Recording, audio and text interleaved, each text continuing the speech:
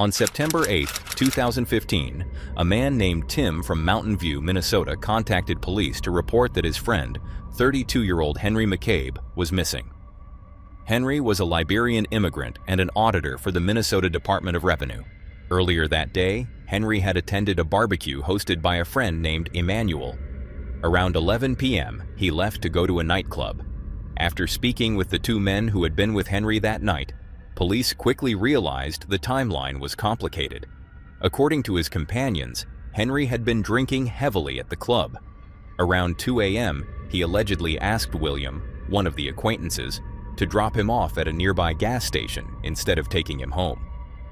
William later said he found the request strange, but complied.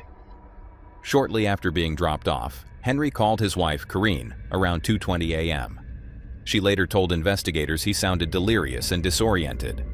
Near the end of the call, she attempted to contact one of Henry's friends to go pick him up. Although that friend didn't answer, the final 2 minutes of Henry's call were recorded on voicemail, and what was captured has troubled listeners ever since.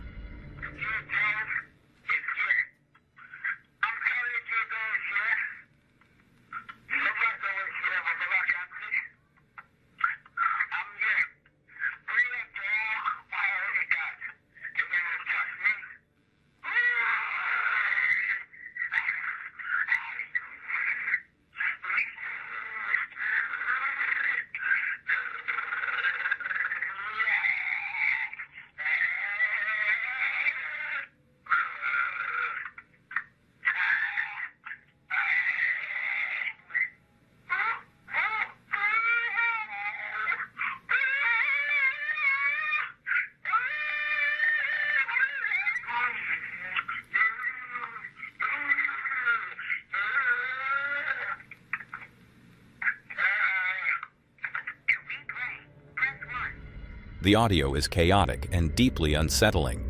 Words are nearly impossible to distinguish. Instead, what can be heard are strained noises, growls, moans, and screams layered over one another. It's unclear whether the sounds are coming from Henry or someone else entirely. Some believe it sounds like a man being attacked. Others think it could be extreme intoxication or confusion, but no one can say for certain. Later that same night, another acquaintance called Henry and claimed it sounded like he was in the middle of an altercation. Despite describing the sounds as completely out of character for her husband, Corrine only made that single attempt to have someone retrieve him, and then went back to bed. She later told police she believed Henry was still alive, though she had no evidence to support that belief. Phone records showed that after the voicemail, Henry's phone repeatedly dialed a Texas number he had contacted over 20 times earlier that day. By the time police attempted to trace it, the number was disconnected. It remains unclear whether those calls were placed by Henry or someone else using his phone. As the investigation unfolded, more inconsistencies appeared. Surveillance footage from the gas station where William claimed he dropped Henry off showed no sign of William's red car. Later, William changed his story, saying he had actually driven Henry to a second gas station miles away. An FBI informant later reported that during search efforts, Emmanuel and several other men frequently stood apart from volunteers, speaking quietly among themselves. Still, no evidence ever directly tied them to the disappearance. Then, nearly a month later, an anonymous letter was sent to police stating Henry's body was buried near water and suggesting a young female witness was afraid to come forward. On November 2nd, Henry's body was discovered in Rush Lake. Despite the letter implying foul play and burial, investigators found no definitive signs of homicide. The official cause of death remains unclear, leaving open theories ranging from drowning to possible assault. The voicemail remains the most chilling piece of this case, a fragment of sound that still has no clear explanation. In Henry's story, whatever happened was off camera. In the next one, the camera catches almost everything. Quick interruption. If you're enjoying this video, why not hit that subscribe button? We're on a mission to hit 500,000 subscribers, and when we do, 3 lucky fans will win a limited edition Creepy Vids hoodie or shirt. Right now, 61.4% of you watching haven't subscribed yet. It's completely free, and your support helps us make even more awesome videos. So, don't miss out. Subscribe now, and let's get back to the video. In East London, CCTV captures Ahmad Maya cycling through Leytonstone. He's masked up, hood up, and dressed to blend in. A deliberate attempt to conceal his identity as he moves with purpose through the area.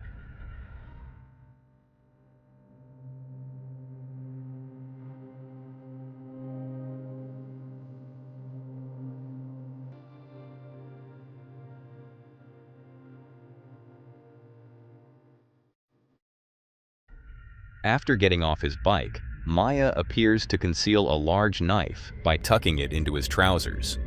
In court, it was described as a 22-inch zombie knife, and prosecutors said he bought it online using someone else's ID because he was underage at the time. Then he spots his target.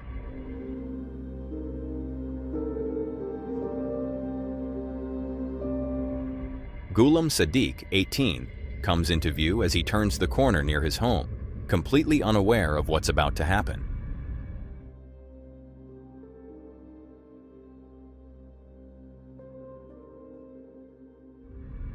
The moment Sadiq realizes he's in danger, he flees, but he doesn't make it far.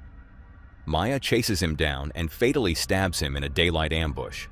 Police said it was planned, with Maya traveling from the West Midlands to target Sadiq, though the exact motive was never clearly established in public reporting. Maya was later convicted and sentenced to life imprisonment, with a minimum of 19 years before he can be considered for parole. During sentencing, the judge also highlighted how shocking it is that weapons like this can be obtained online. But not every tragedy comes from a weapon. Sometimes it's just one wrong step. On January 3, 2021, Nirupa Prajapati, a young woman from India, decided to spend a sunny day outdoors with friends at Sundarara Waterfall, a picturesque picnic and nature spot known for its cascading waters and rocky riverbanks. Inspired by the beauty around her, Nirupa walked closer to the edge of the water to take a selfie and capture the moment. As she posed for the shot, another person nearby accidentally stumbled and brushed past her, causing her to lose balance. In a split second, Nirupa slipped and fell into the rapidly moving river below. What had been a peaceful afternoon turned into a nightmare. Rescue teams conducted an extensive search for nearly 22 hours before they finally located her body about 400 meters downstream, lodged in a rocky crevice. The frantic efforts underscored just how dangerous seemingly harmless selfie moments can become when natural conditions and unstable footing come into play. Nirupa's sudden death devastated her family and friends, leaving those who loved her grieving a life cut short by a simple misstep that grew tragically fatal.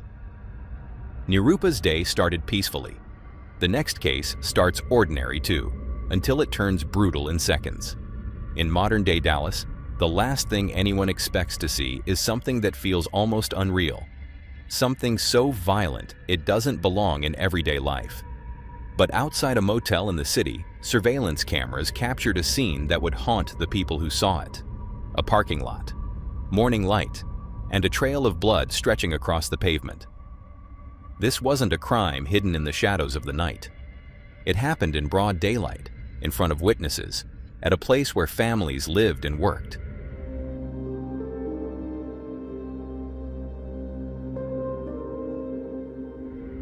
This horrifying scene unfolded on a Wednesday morning in Dallas. The victim was Chandra Bob Nagamalaya, 50 years old. Friends and co-workers described him as gentle, hard-working, and deeply devoted to his wife and child. As the manager of the motel, he was known for handling issues personally, whether it was maintenance problems, guest complaints, or helping someone in need. That morning, what began as a dispute reportedly over a broken washing machine escalated into something unthinkable. The suspect, Jordanis Cobos Martinez, 37, had been staying at the motel. According to investigators, tensions rose during the argument, and within moments, Martinez allegedly armed himself with a machete. What happened next shattered an entire family.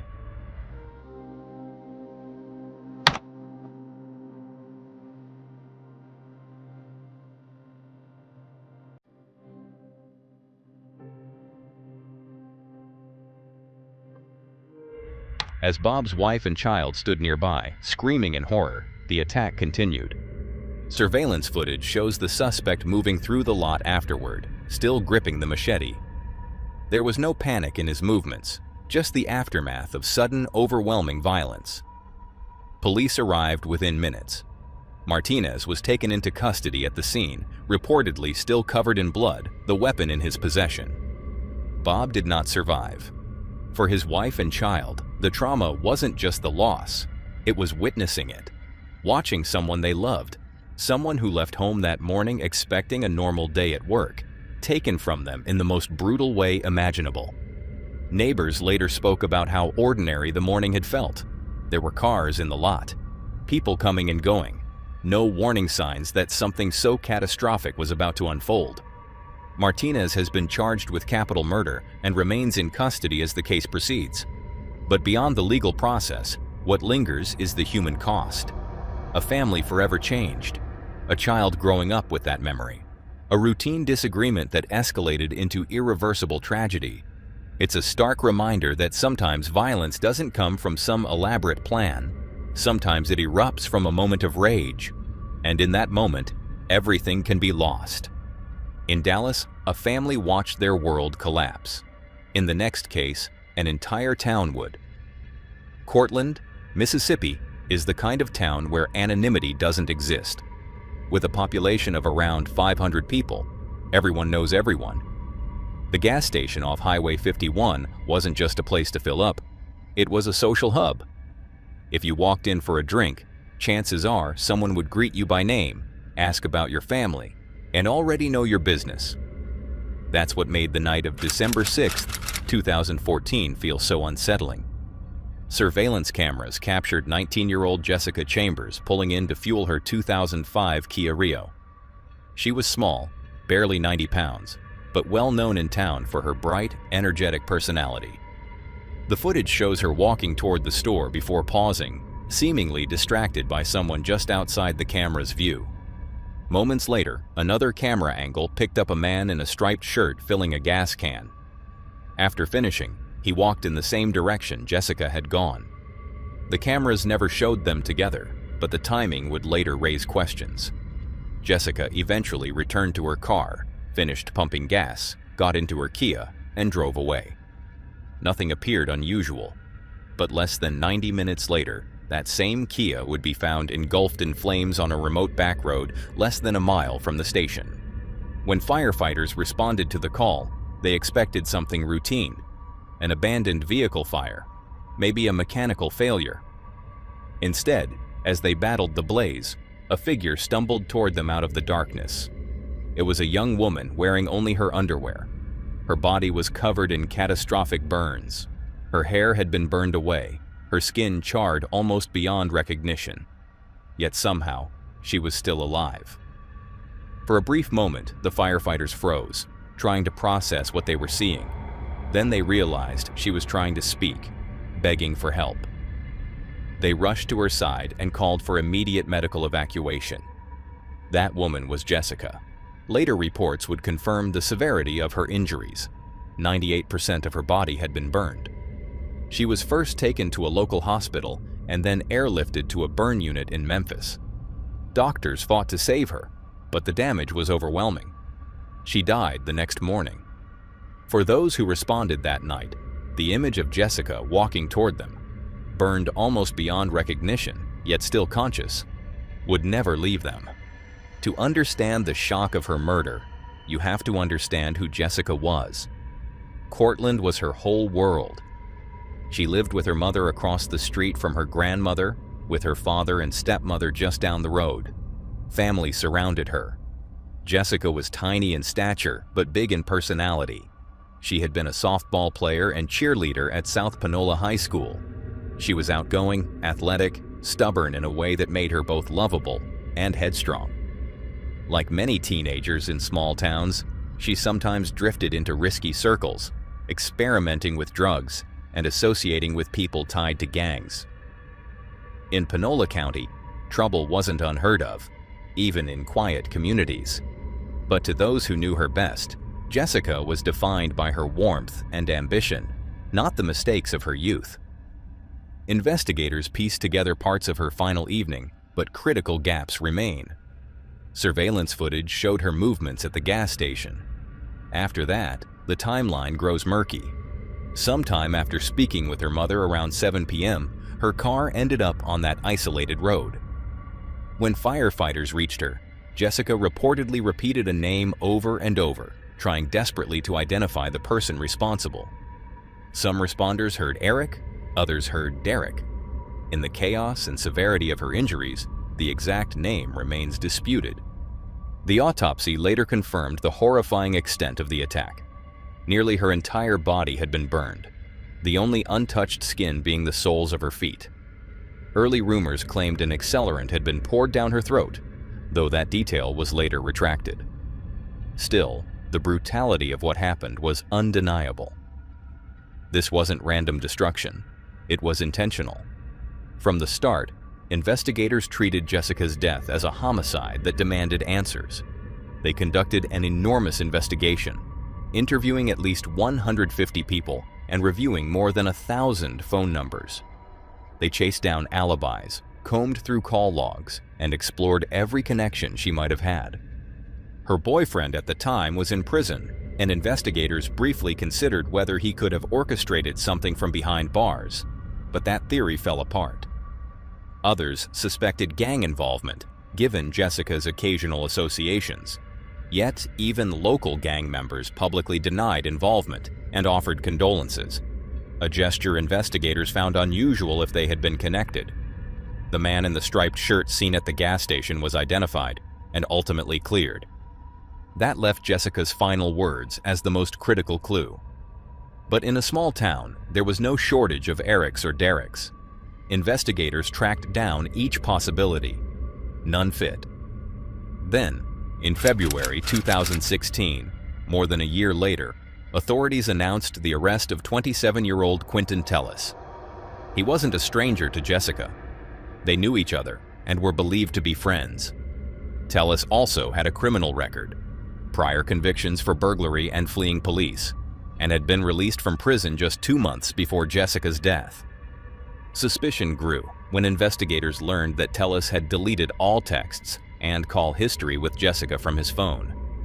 When questioned, he claimed he didn't want a dead person's information saved in his contacts. To investigators, that explanation only deepened suspicion. Authorities built their case largely on circumstantial evidence, including cell phone data suggesting Tellis's phone was in the area that night. The investigation extended beyond Mississippi, reaching as far as Iowa and Tennessee. Complicating matters further, Louisiana authorities later named Tellis a prime suspect in the 2015 torture and murder of a graduate student, a case involving shocking brutality. That connection only intensified public suspicion. But suspicion and proof are not the same. Tellis was charged with capital murder in Jessica's case, and many believed the trial would finally bring justice. Instead, the courtroom revealed just how fragile the case was. The first trial in 2017 ended in a mistrial after jurors could not reach a unanimous verdict. The second trial in 2018 ended the same way. Prosecutors leaned heavily on cell phone records and the deleted messages. The defense emphasized the absence of physical evidence tying Tellis directly to the crime. And perhaps most damaging to the state's case were Jessica's reported final words. First responders testified under oath that she had said Eric or Derek. Tellis was neither. After the second deadlocked jury, prosecutors declined to pursue a third trial. Nearly a decade later, Jessica Chambers' murder remains officially unsolved. In a town where everyone knows everyone, the question still lingers: who did this? And how, in a place so small, could something so brutal happen without a clear answer? For Cortland, the gas station on Highway 51 is still there. People still stop for drinks and snacks. But December 6, 2014 changed the town forever, leaving behind a tragedy that refuses to fade and a mystery that remains painfully unresolved. With Jessica, the mystery is who did it. With the next case, however, the answer is maybe even more unbearable.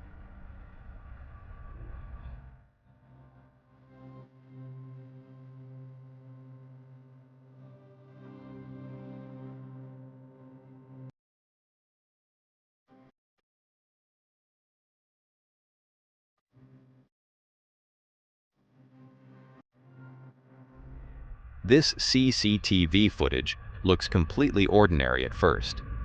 It shows 8-year-old Miley Billingham walking into a convenience store in Brown Hills, England, alongside her father, William Billingham, on the evening of January 21st, 2018. She's small, smiling, and excited, browsing the aisle while her father heads to the counter to buy a few cans of beer. To anyone watching at that moment, it would have looked like a normal father-daughter errand. A quiet Sunday evening. Nothing unusual, nothing alarming. No one inside that store could have imagined what would happen just a few hours later.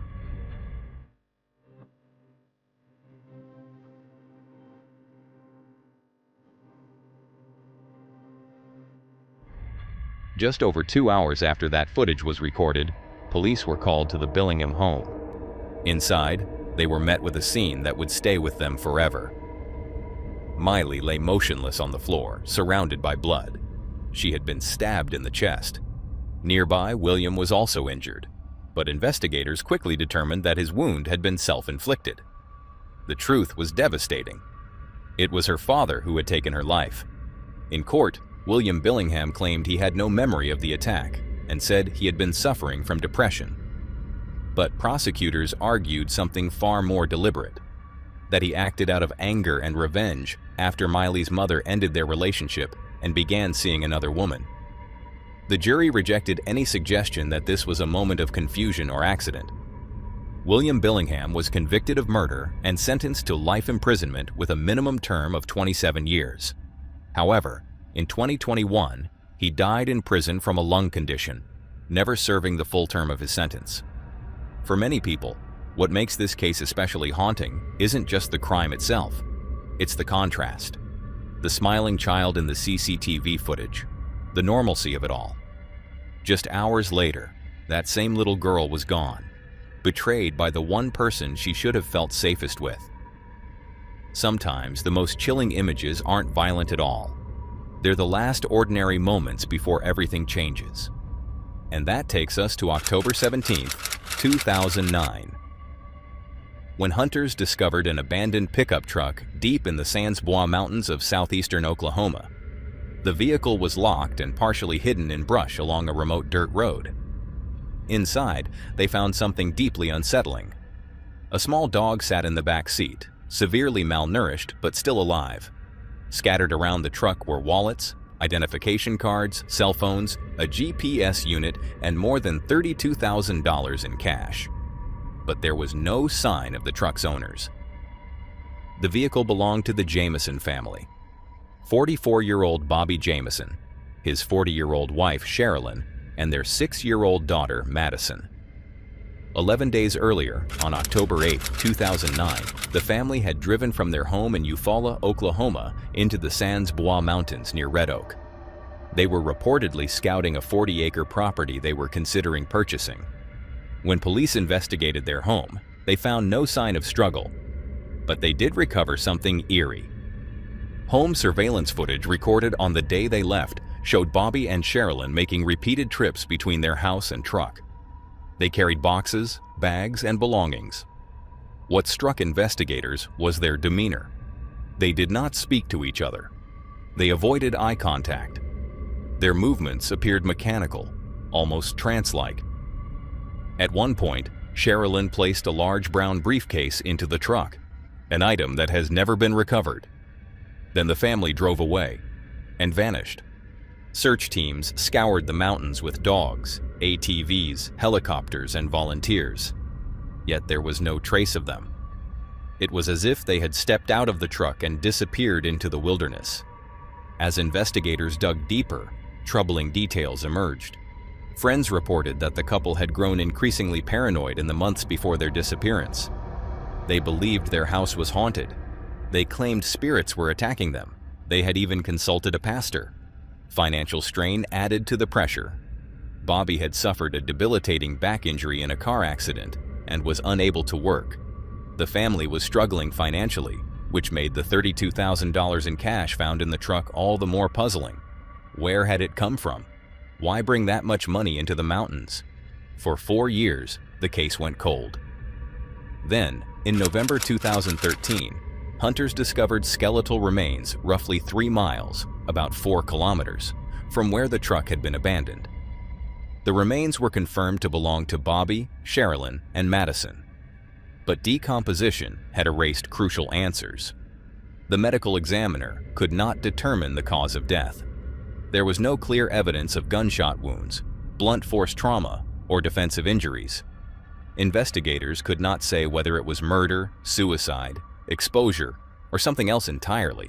To this day, no definitive explanation has been established. The Jameson family entered the mountains together. Their truck, their dog, their money, all left behind. What happened in those woods remains one of Oklahoma's most haunting unsolved mysteries. The mountains took the Jamesons and never explained why. Although in the next case, the danger had a face, and it was someone he trusted. The chilling thing about death is that sometimes it doesn't come from a stranger. Sometimes it comes from someone you trust. For Polis Jephthah, it came from a friend, someone he was laughing with just minutes before everything changed. On July 13, 2020, in Heathtown, Wolverhampton, 24-year-old Polis was captured on CCTV, smiling beside his 21-year-old friend, Sean Bull. The two appeared relaxed, at ease, completely comfortable in each other's company.